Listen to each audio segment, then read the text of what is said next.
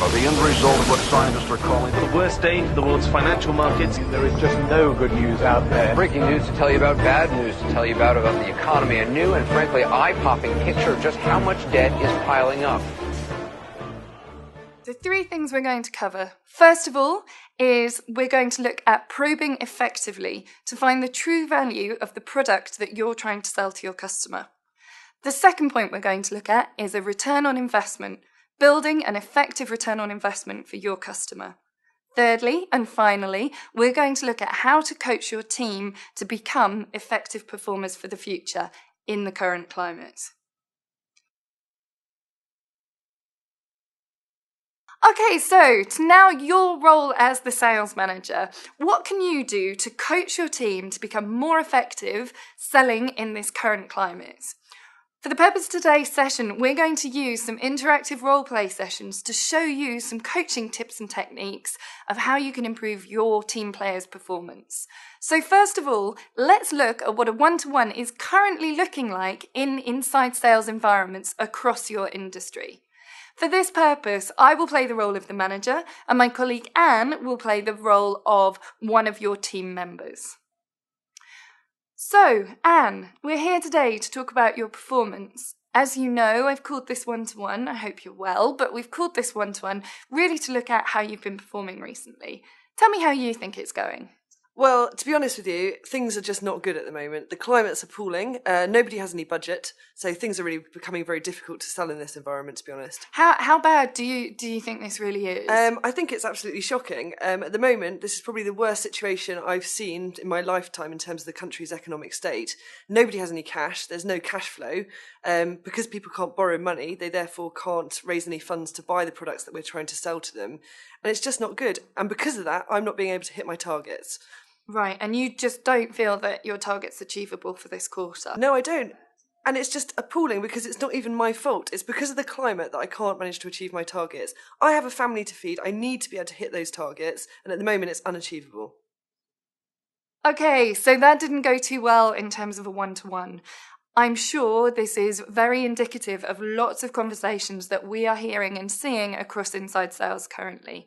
Let's look at how we can pick this candidate up and really try and coach them some efficient techniques. Let's think about the effective activity of all your team members. How do we ensure that every call that they make is as productive as possible? One thing is certain, we live in a period of rapid change, and you need to ensure that your teams are changing along with the pressures and the constraints of the environment.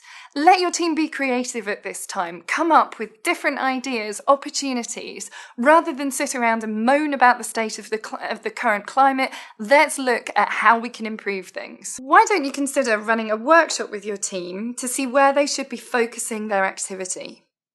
And consider the following. Where are the lifetime value accounts? Who are all the decision makers you need to be speaking to? Have at least 3 contacts within each of your top accounts. Segment the market to drive the opportunities so we're intelligently attacking the right opportunities at the right time for them. Set clear sub-goals of achievement for your team, not just their quarterly target, understanding on a daily, weekly and monthly basis what your expectations are and what is achievable. Then you need to get them out on the phones, doing the activity and ensuring that's a positive experience for everyone.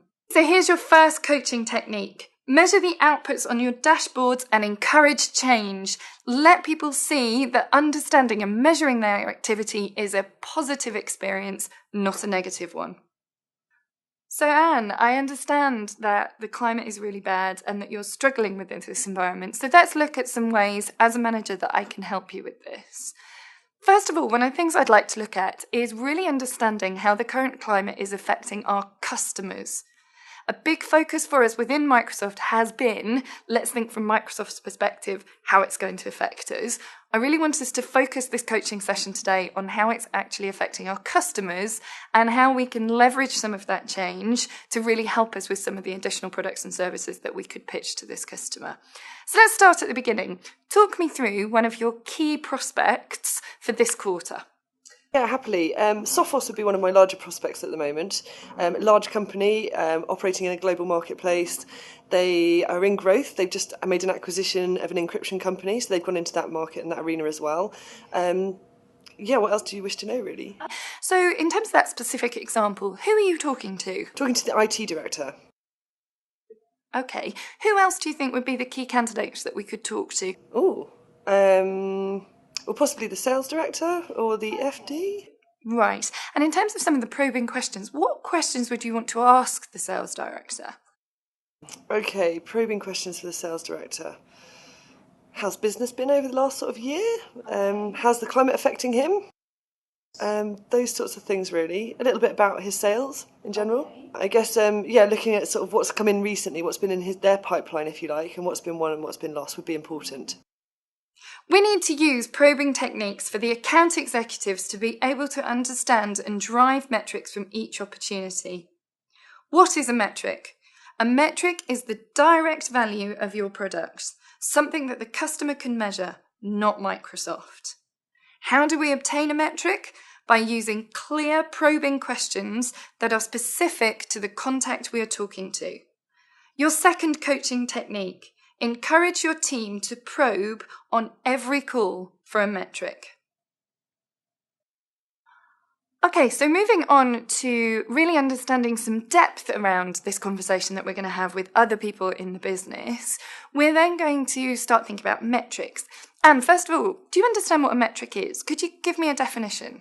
It's about how we measure people and what we measure them on, or what they measure themselves, possibly. Okay, so if we were to think about Sophos specifically and this sales director that we're going to talk to, what sort of things do you think he's measured on? Oh, that's difficult. I guess he's possibly measured on revenue into his business, maybe value and volume. Right, okay, good. So the reason we're trying to build these metrics, just so it's not just a term that you try, is to really attach some value to the products and services that we're trying to sell them. You've talked about CRM in this opportunity. What types of questions could we ask that are going to link back to the product that we're trying to sell them at this stage? Oh, okay. I guess that would really be about the opportunities that are coming into his business. How many have they won? How many have they lost? How many things have actually just come through the door? And what's the difference in those? And how could we affect that? Fantastic. Excellent. So if we could actually find out how many opportunities they've won, how many opportunities they've lost, and then the value of those opportunities, and to understand how the CRM tool would help them do that, we can then look to start building a real value case for the products that we're trying to sell them. Okay, so now we look at return on investment. How do you build a tailored return on investment model that is significant for your customers? Let's understand it first. Return on investment is a key metric used by all CIOs to quantify the potential success of any IT or business product. ROI metrics are also effective tools for all CIOs making business cases to the rest of the board.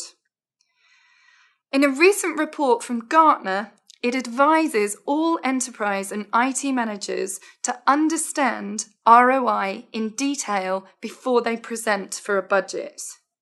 If no one is willing to take accountability for the expected benefits and return on investments, companies will start to question whether they should spend the budget in the first place. So let's look at the value maturity model. This model is used to assess what your customer thinks of you. There are 5 main stages: neglect, promote, commit, demonstrate, and continuously improve. Neglect. Are your sales team just selling on the technology and the functionality of the product? Promote. This is where your salespeople are starting to introduce ROI calculators and case studies. Commit. This is understanding the review and sign-off period and working with the customer during their justification and board presentations. Demonstrate. Now can we truly demonstrate the return on investment for this product? Is there a consistent, disciplined measurement process that's been agreed with your customer? Continuously improve. Is there an ongoing analysis after the deployment of the product to understand how it's improved their internal processes and procedures, ensuring that it's not just a one-off sale and a continued partnership with your customer? Where do your teams sit in the value maturity model? Where are they selling and where do they need to improve? So now, and the last part of the coaching session today that I'd like to talk to you about is return on investment models. First of all, tell me, what do you understand about ROI? It means return on investment is the definition, I guess. And that's my understanding. Right, okay. And how many times do you talk to your customers in the conversations that you're having with them about ROI? Well, not really at all, really, because there's just been no need over the past year or so. It's been a case of we have a product, they have a need, match the two together, and there we go, there's the sale. There's just been no need to go into that much in-depth detail. We have, however, used case studies to show them how other people's businesses have benefited from our services or products. But that's been as far as it's gone, really. Good. Okay. So do you now understand, if we're talking, first of all, to a wider audience of people, you've talked to me in your example about the sales director, we're gaining a metric, so we're really understanding what value they attach to this product or service, then we can actually start building a significant return on investment model that means something to the customer. Definitely. And I think, as you mentioned again earlier on about having different contacts within the company, to the sales director, that would be something that's really important to him and possibly even the FD as well. So that all ties together really nicely. Great. I know in the past, probably how we've sold things is on Microsoft case studies and how these return on investments have actually helped other clients of ours. Now, in this current climate, it's absolutely crucial that we're taking the time to understand what it really does for their business. So let's start thinking of some actions we can take away from this coaching session, Anne. What would be your first action that you're going to complete within the next 2 to 3 days? Okay, I think that's quite an easy one actually following this meeting. I'm going to make sure I get an understanding of who the sales director and the FD are, their names and sort of how to get hold of them. Then I'd like to arrange a call with the sales director so that I can hopefully prepare some probing questions to ask him around the metrics that he's currently running his business on, etc., and what his targets are. And then hopefully I can build some value there to be able to show him the return on investment by choosing us as a supplier for his product needs. Great, wonderful. So we've got some really key objectives to leave this one-to-one with. We're going to find out who these people are. We're going to probe to ask the information and the metrics that sits behind how they're measuring things in their business currently. And then we're going to look to try and build a return on investment model for each of the products and services that we're using. Can you see how these 3 steps will help you in some of your other accounts and other opportunities that you're looking at this quarter? Absolutely. With the larger and the smaller opportunities alike, it will help in all of those. So now we're talking in terms of this current environment, it's about the quality of the activity that you do. At the very beginning, you mentioned I've got lots and lots of things in my pipeline, but I just can't get them closed. It's not just about putting lots of things in the pipeline. It's about ensuring that those opportunities have real value to the customer, not just to us. So let's look at, as managers, you putting the theory into practice. Ensuring you're giving your teams lots of time for creative ideas to understand where the opportunities are best found in your marketplace. Focusing on main areas of probing into different areas of the business, understanding the key metrics from a customer perspective, and finally, looking at true return on investment models that mean something to your customers. Now looking at the 10 key things for you to remember. Reassess the new environment and coach your team accordingly. Take advantage of positive change. Be confident and realistic. Keep your negativity to yourself. Conduct deep review of all opportunities in the pipeline.